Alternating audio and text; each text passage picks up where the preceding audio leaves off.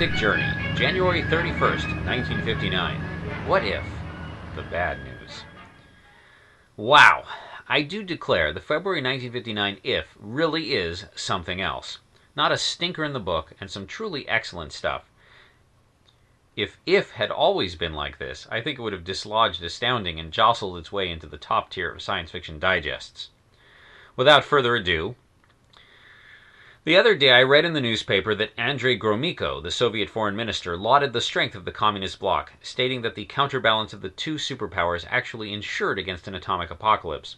Be that as it may, I don't see how we can live persistently at 2 minutes to midnight without snapping some taut nerves. The Last Days of L.A. by George H. Smith is a brutal second-person piece about cracking up under the omnipresent threat of nuclear war. I'd be very interested to see statistics on this phenomenon, because I bet it's happening quite often. I advise you not to read this piece right before going to sleep. Have you heard of Roselle George Brown? She's an up-and-comer, and Virgin Ground is her third published story. It's a spin on the pioneer spouse trope. In this case, it's Brides for Mars. This is another dark story with an unhappy ending, but there's no question but that it's well written.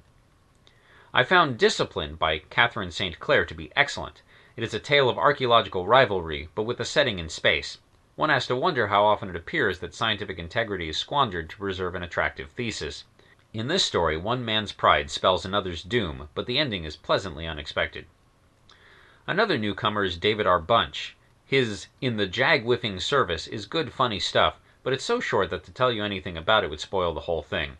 Take my word for it. Better yet, read it yourself.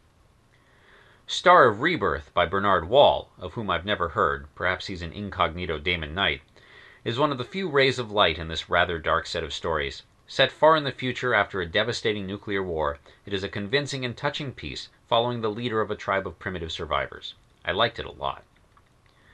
Finally, you've probably all heard of Cordwainer Smith. His No, No, Not Rogoff is a piece of present-day science fiction, yes, that word is still in vogue, about a husband and wife science team working in the Soviet Union. Their super-secret work into the field of electrical clairvoyance yields unexpected results. Of all the stories in this magazine, I predict this one may go down in history as a classic. I think I can see a trend in Damon Knight's editorial choice. Most of these tales are bleak things, though they are of indubitably good quality. However, there's just enough hope leavening the mix to make the book palatable. In any event, it is clear that Mr. Knight was a solid choice to navigate If out of the sales doldrums. Except, I did promise you bad news, didn't I?